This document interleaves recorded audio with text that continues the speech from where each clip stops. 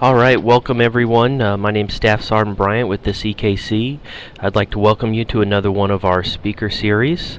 The CKC is an interagency effort with the U.S. government to support development of socio-cultural knowledge and to facilitate knowledge exchanged across a range of social communities and other interests. To learn more about us, you can visit us at www.culturalknowledge.org. Today's speaker is Dr. Gayle McGarrity. She is one of our regional functional scholars, and she will be discussing applying anthropology to the study of social change. A couple little admin notes. This is being recorded, and we ask that you keep all the information to be unclassified, and there is a chat question and answer pod up in the left hand corner. You can type in questions and Dr. McGarrity will be able to answer them for you. Thank you very much for your participation. Doctor, go ahead. Good afternoon everyone, and thank you so much for coming to my talk today. I had what I learned later was the relatively unique experience of having grown up in a very multicultural environment. Firstly, until age 12 in Jamaica, which was a British colony for the first 10 years of my life. I attended an international school in Kingston, the capital. But perhaps even more important was the fact that Jamaican society was dominated at that time by a multi-ethnic upper and middle class with Chinese, Arab, Jewish, British, East Indian, and African elements. I was a part of this social strata, and my family was also very culturally and ethnically mixed. Many members of this social group left Jamaica after independence, and even more left during the years of Prime Minister Michael Manley's experiment with democratic socialism in the 1970s. But the Jamaica I grew up in was intensely multicultural and multi-ethnic. I then went on to another international school, a high school in Sussex, England, where there were girls from more than 70 countries. My interest in different cultures and societies soared. I traveled a lot in Western Europe and in Africa while a student in the UK, and then went on to Stanford University when I was 17. There I was fortunate enough to fall under the tutelage of an anthropologist who was strongly committed to development anthropology, and I soon decided to major in this discipline. Upon graduation in 1974, I returned to Jamaica and worked as an applied anthropologist in several of the development projects underway at that time. I worked as a consultant for a World Bank project to develop housing for impoverished populations, helped to develop a literacy program for workers at a sugar cooperative, directed the African Caribbean component of the Institute of Jamaica, and finally worked at the Kingston Legal Aid Clinic. It was at the latter job that I was given an opportunity to visit Cuba with a group of Caribbean scholars who wanted to study Cuba's legal and penal system. Of course, we got to see very little of the penal system, but it was my first of many trips to the island. I returned again in 1979, after I had gone to California to do my doctoral degree in anthropology at Berkeley. This time, I went with a group of Native American health workers. During this trip, we visited the Instituto de Desarrollo de la Salud, the Institute for Health Development, in Havana, a WHO, World Health Organization, accredited graduate school for health studies. And a few of us were invited to return to do a master's in international public health. My Berkeley professors were thrilled that I would be the first U.S. citizen to actually pursue graduate studies at a Cuban institution. So I set off to do my master's there in 1981. As an anthropologist, it was a unique opportunity to do several things. To study the Cuban healthcare system and the Cuban socialist system in general, and to learn as much about Cuban culture and society as I could. As was to be expected, I learned far more outside of the classroom. I arrived without speaking Spanish, but I had studied Latin from a very early age. So after 2 fairly difficult months, I was thinking and speaking in Cuban Spanish. My fellow students were very helpful. Even though most were fluent in English, they refused to speak to me in my native language, so that I would experience total immersion in the Spanish language. My classmates were mostly Cuban doctors and other kinds of health professionals, but there were also a sizable amount of students from other parts of Latin America and from Spain. However, I was the only student from outside of the Spanish-speaking world. As a foreigner, I, of course, had access to social spaces from which most Cubans were excluded. Spaces like luxury restaurants, hotels, and what were referred to at the time as diplotiendas, or diplomatic stores. As what is referred to as a mulata, or mixed-race woman in Cuba, I was treated better than a negra, or a black woman, but there was still discrimination. As someone who had grown up in the Caribbean, I was in an enhanced position to grasp the subtleties and nuances of an ex-plantation, ex-colonial society. Of course, there are differences between Spanish and English colonialism in the Caribbean and in the political economies of Jamaica and Cuba, but nevertheless, many cultural and social similarities exist. Living in Cuba was not only my first experience of living in a Spanish-speaking country and in a socialist society. It was also my first time being immersed in a Latin American environment, Cuba being both intensely Caribbean and Latin American at the same time. The experience of living and studying in Cuba had much to do with me not only becoming a medical as well as a social-cultural anthropologist. It also made me into a Latin Americanist. Anthropology as a discipline did not exist during the time that I lived on the island. Fidel Castro had first welcomed and then expelled the American anthropologist Oscar Lewis in the early 1960s, when he attempted to apply his theory of the culture of poverty to marginalized communities in Havana.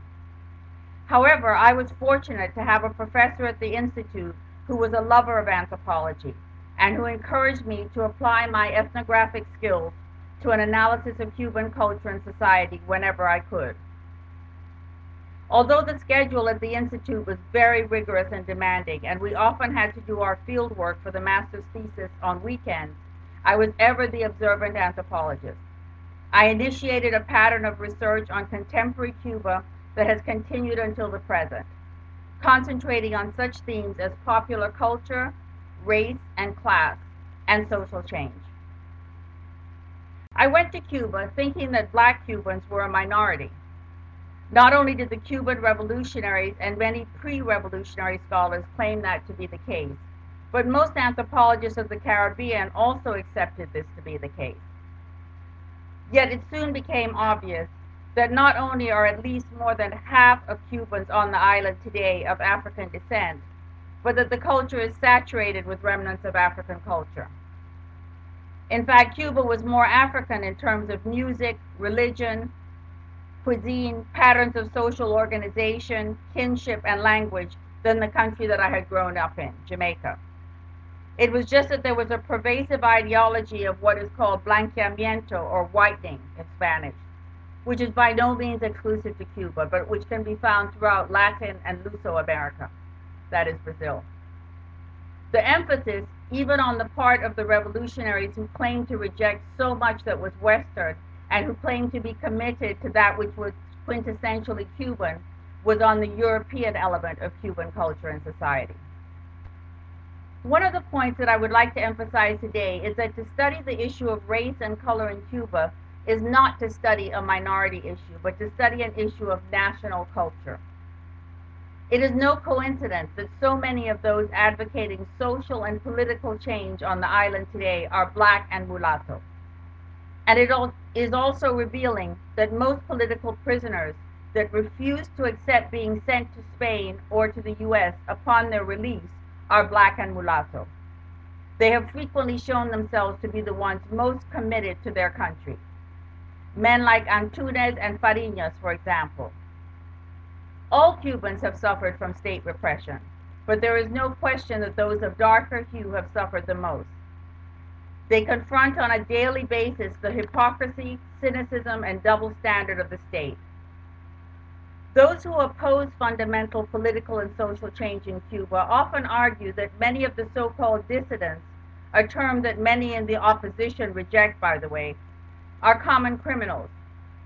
However, this is a disingenuous argument, as it ignores the fact that it's only to be expected that the prisons are full of blacks and mulattoes because they are undeniably the targets of persistent racial profiling by a police force which is itself, ironically, mostly black. In this respect, those who run the state apparatus have learned from those who control the apartheid state in South Africa that there is great value to be had in using members of the oppressed class or caste to repress their own. The line between political and common prisoners in any repressive state is a thin one, and Cuba is no exception.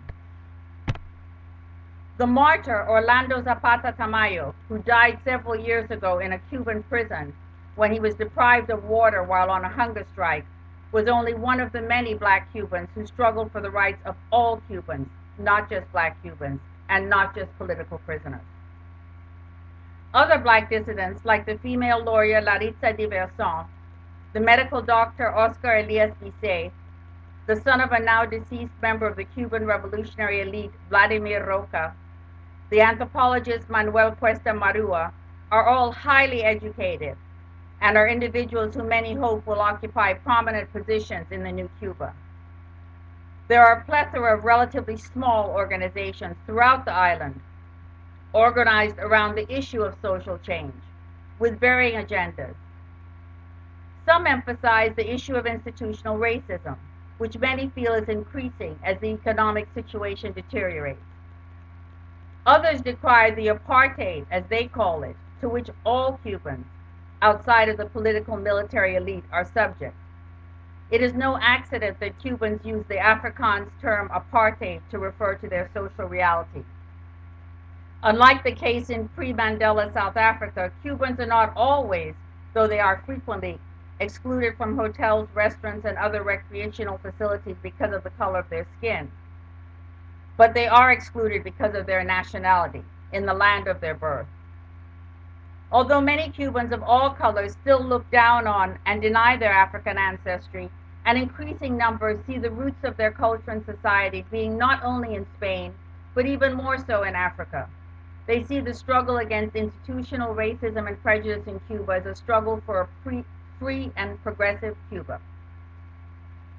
Most call for the right to liberty of movement, to leave and enter the island at will.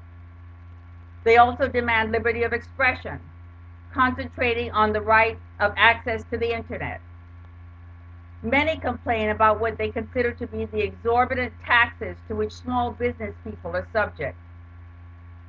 While many outside of Cuba see it as an apertura, or opening in Cuba, that the government is allowing people to set up small businesses like paladares or family restaurants, this new policy does not make much difference to the lives of most Cubans.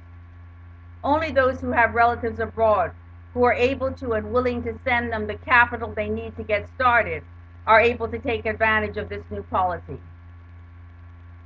There are increasing protests about the evictions of mostly very poor Cubans from their homes, as the government becomes more involved in real estate deals with foreigners. I was quite disturbed recently to find that I was quoted somewhere as saying that one of the positive aspects of the Cuban Revolution was that more blacks owned homes there than anywhere else in the world. Not only is this not true, it's absurd, as no Cubans own their own homes. They just occupy properties that the government has shown itself to be willing to take away whenever it sees fit. Most Cubans are concerned with day-to-day survival, resolviendo, as they put it, or just solving the situation. They are not politically sophisticated. I believe that most of them want a radical and profound change, but many are not clear exactly what that change would look like. It is very difficult to organize, to get together, to discuss issues of mutual concern.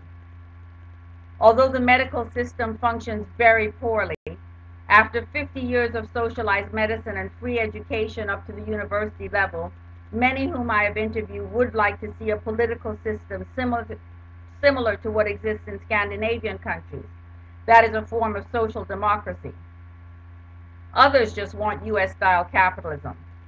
After all, Cuba has a long history of very close relations with its neighbor to the north. Cubans are culturally Caribbean and Latin American, but also very influenced by North American culture. Many don't even want to talk about politics at all. After years of what they see as political jargon and indoctrination, they are suspicious of everything political. They just want to be able to make a decent living for themselves and for their families. Perhaps the best known and most highly respected group advocating for social change in Cuba is Las Damas de Blanco, the ladies in white. Originally formed by a group of wives and relatives of political prisoners, it has grown to include other women committed to bringing attention to problems in Cuban society. It has many black and mulatta women not only as members but in prominent leadership positions. As I have discussed, the issue of racial equality is inextricable from the struggle for democracy, whatever form that will take in the new Cuba. One of the things that stuck in my mind from my years of living both in Cuba and amongst Cubans in other countries is the way they have come to share whatever little they have. I am always struck when I am with a group of Cubans who have lived in so-called socialist Cuba, because I don't believe that it's really a socialist society, is that no one will begin eating until there is food for everyone to partake of. This is a result of shared deprivation, of the misery of waiting in long lines for food items that might not even be available when one gets to the head of the line. Not that Cubans have only learned to be in solidarity. The deprivation has also led people to do what they would not have dreamed of doing previously. When I lived in Cuba, the economy had massive Soviet support, so severe hunger was unknown. Though certainly in the poorer, blacker communities, there was malnutrition and a marked lack of diversity in the diet. But now the situation is dire. It is no secret that highly educated women, and also men, with graduate degrees, sell their bodies to earn enough money to make ends meet. Many, both within and outside of Cuba, bemoan the fact that the moral fiber of the nation is deteriorating. As I stopped visiting Cuba in 1997, I now obtain most of my information about what is going on there by calling contacts on their cell phones on the island. It's not the ideal way to conduct ethnographic research, but it is actually a lot better for those I interview. If I were to visit them in their homes, they would be subject to harassment or worse. I also maintain close contact with those in the Cuban diaspora throughout the world, in the United States, Latin America, Europe, and Africa. Thank you for your attention.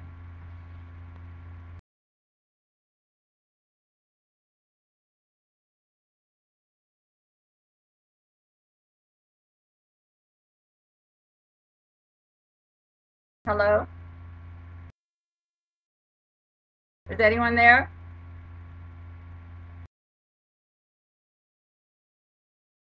All right, everyone, this is Sergeant Bryant. If you have any questions, go ahead and submit them in the chat box in the upper left-hand corner, and we will get them answered for you. Go ahead.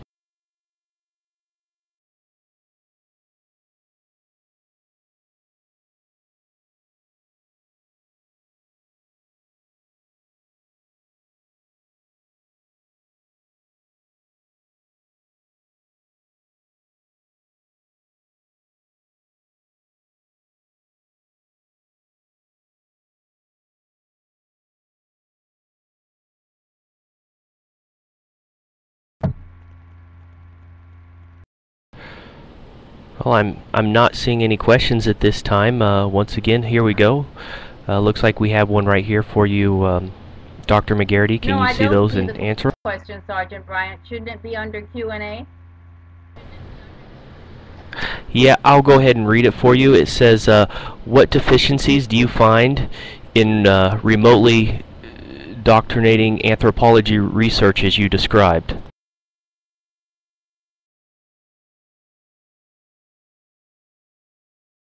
Oh, okay, I see it. Are you saying what are the main problems that I see in having to do research on people in Cuba on the telephone? Is that what you mean?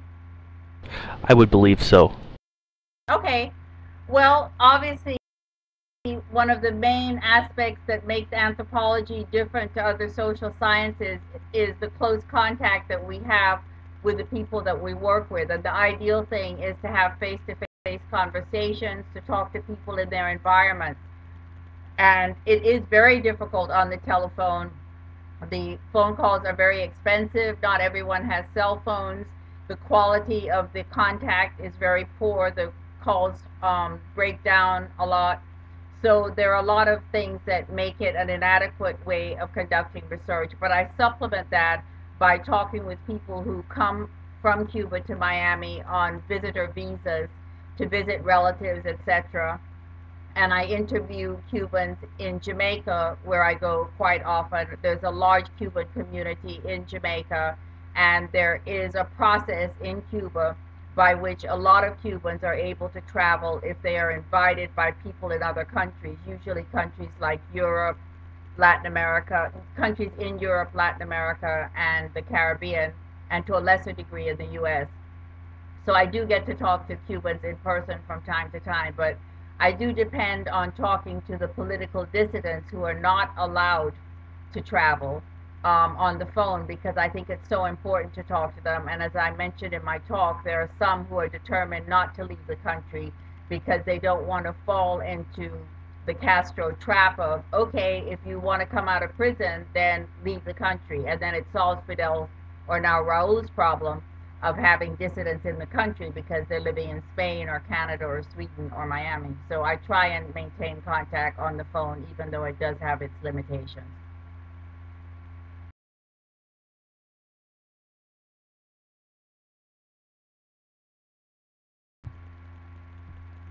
And now I see one. Do you continue this kind of research, and if so, how do you address the requirement for protecting the subject?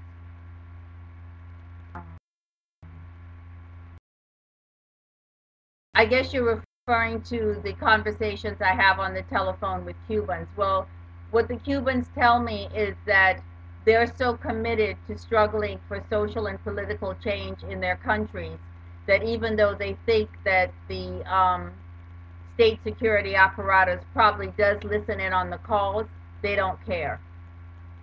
So if they don't care, then I'm happy to listen to what they have to say so that I can get what they have to say out to people in the outside world.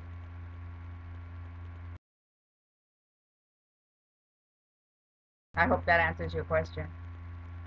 I mean, the repression is such that some people just take the position that they're dissidents and that they know the government is watching them 24 hours a day, and that they're prepared to live under that condition, and they talk anyway, and they publish, and they talk to foreigners, and they accept the fact that they're going to be in and out of prison because that's just the position in Cuban society that they have decided to maintain in order to be part of the struggle for change.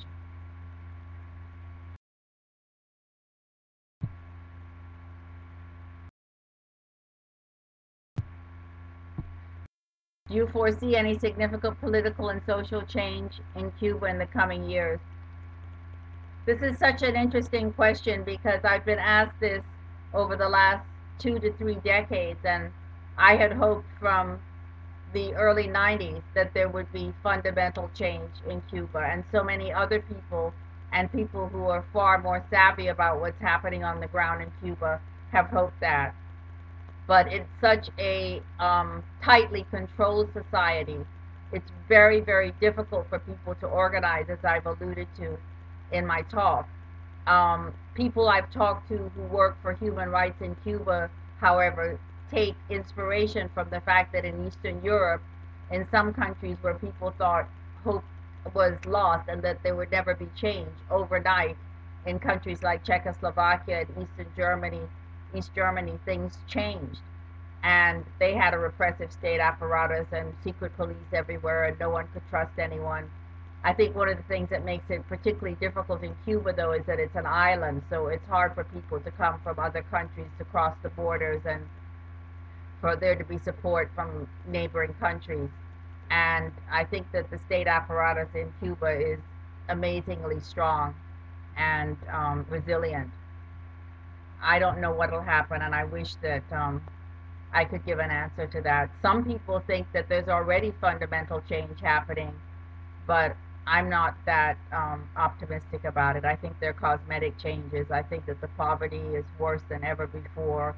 the lack of political freedom is the same as it ever was, and that the political and military elite are not really ready to give up any significant power. So I think I'm a bit pessimistic about any immediate change, but I hope that I'm proved wrong, as happened in Eastern Europe.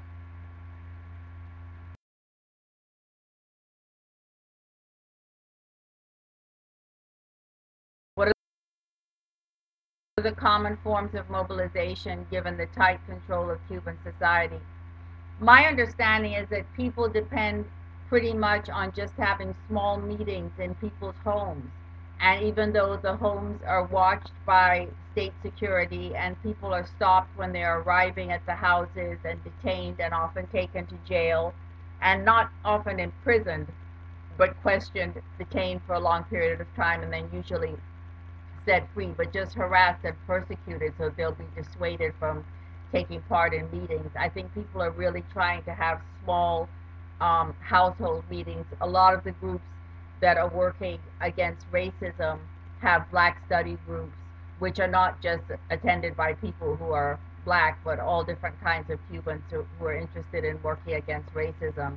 And they just meet in houses and have talks and study groups and commemorate anniversaries of important black and mulatto leaders from the past and teach people the truth about Cuban history, not the official line, and talk about struggles for political and social change in other countries, particularly Caribbean, Latin American, and African countries.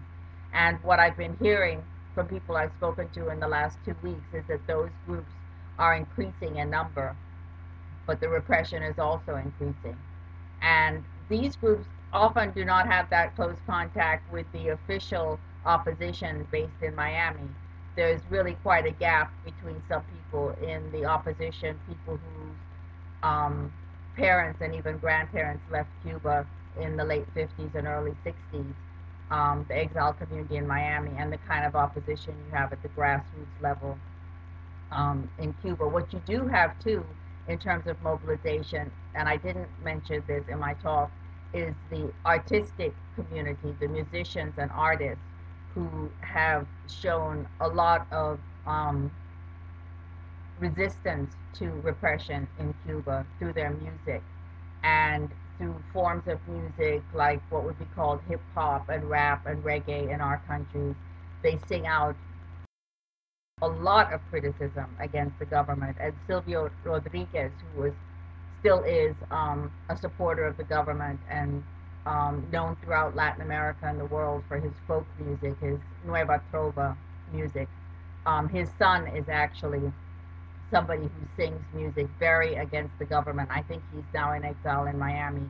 And there are a lot of singers and musicians in Cuba who mobilize young people around their music. And there are a lot of young people who have found different ways of resisting state control through kinds of organizations that you would find in the United States and the Caribbean, like the Rastafarian movement in Jamaica and punks from Europe and things like that. So there's a kind of cultural resistance to the hegemony of the state and resistance to so-called socialist rule. Dr. McGarrity, so based on your observations and experiences, is it fair to say that mulatto and black opposition leaders are more frequently targeted by Cuban authorities over their white peers? That's a good question. I would say probably yes, because some of the women who work with the Damas de Blanco have told me that when they are detained and harassed by the authorities, they are subjected to racial slurs. And they claim that they're hit more often than the white women in those groups. And also not so much opposition leaders, but I know everybody knows about the many Cubans who have left Cuba in fragile crafts in order to get to the U.S. or anywhere outside of Cuba, and how many of them have perished and died, and I mean, perished is dying, sorry, but who have died on the way. And there were some black Cubans who hijacked a ferry a few years ago, and when they were captured by the Cuban authorities, they were put to death within 48 hours. And there were demonstrations against that because it was felt that because they were black, they were summarily executed, and that wouldn't have happened if they were white Cubans, because a lot of white Cubans had been captured trying to leave, and they weren't put to death. So I think that blacks and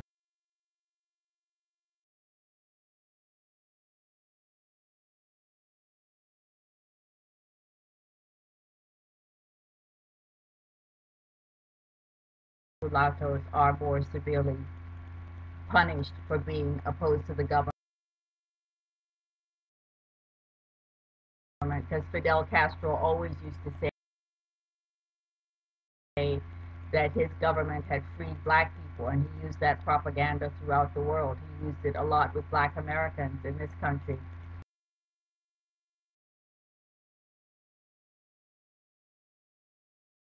When he came to Harlem and met with Malcolm X and said that he had African blood and that it was an African struggle in Cuba, and that he was in solidarity with African movements throughout the world, he won a lot of support among people of African descent around the world. So when black Cubans and mulatto Cubans started to show discontent, he was particularly harsh against them because he saw it as a betrayal. He felt that he was like, the paternal figure who had done so much for them, and they had been the ungrateful children who didn't appreciate what he had done.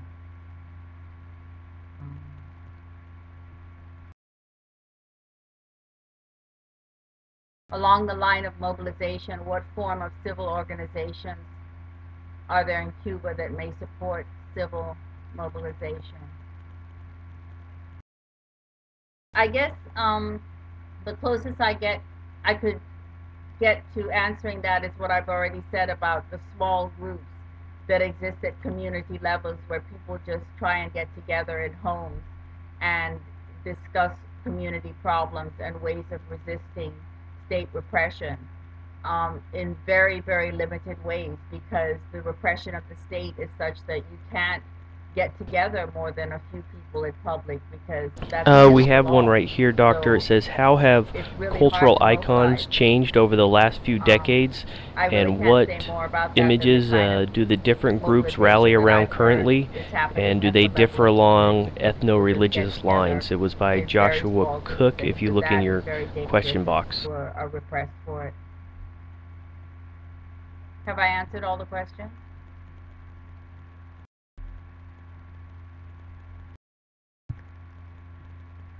Yes, I see that.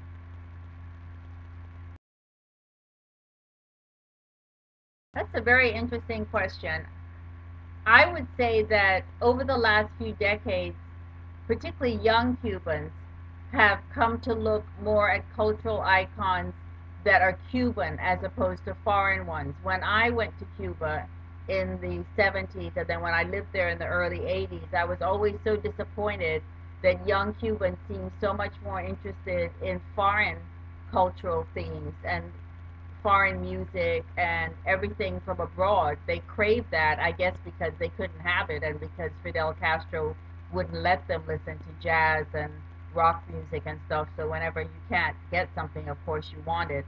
But we, of course, wanted to hear Cuban salsa and Cuban son music, and we were disappointed. I think now they have started to embrace their own cultural icons more, particularly the religion. Santeria, which was banned for so long, has become such a mass religion now that people of all social strata and all colors, who were always into it kind of in a clandestine way, but they embrace it more openly. I think people are much more into their national culture, national religion, national music, and national ways of doing things. And I mentioned there is quite a large following of the Rastafarian group, which has its origins in Jamaica among young people. And I think there is a difference along ethnic lines in terms of some of the groups that are into hip-hop and rap. They do seem to be predominantly black and mulatto, but not exclusively. And I think that's always been the case in Cuba, that when it comes to music, you find people of all different colors playing together. I think it's been that way even under Batista, that Cubans, despite the racial prejudice that's always been intrinsic to Cuban society, people come together in terms of religion and music and in terms of getting married and having children together. That's why they always said in the Spanish colonial territories that they didn't have racism, because people intermarried so much, and they didn't do that in the English territories, which of course isn't true. They just did it to a lesser extent in the English territories. And they say the same thing in Brazil, that there's no racism because people intermarry so much. But it is true that the racism and prejudice in Cuba, even though it's pernicious, is very different than it is in the United States, that people can say very racist things and make horrible racial jokes and intermarry, and their best friends are black and their girlfriend is black, and it's very, very different. And they're into Santeria and they only listen to black music. It's their icons can be very African, even though their social commentary can sound to be very bigoted. So I would say that the change in terms of cultural icons is towards much more national icons and icons that come from their Afro-Cuban past as opposed to foreign cultural All right, I icons. believe that wraps up all the questions. On behalf of the And CKC Santeria, Director, like I Mr. say, Carl is just Prinsloo, I'd like to extend our appreciation to Dr. McGarrity for sharing with us today. If anyone in the group has a topic that they would like to present or something they would like to hear about, please email or call us. You can email us at speakers@culturalknowledge.org. And for more information about the CKC, blog discussions, and other resources available, visit us at www.culturalknowledge.org.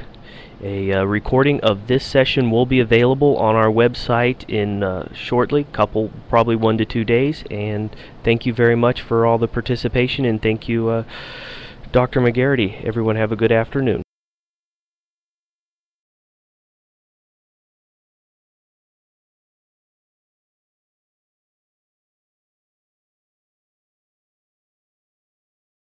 Thank you, everyone, for coming, if you're still there. Bye-bye.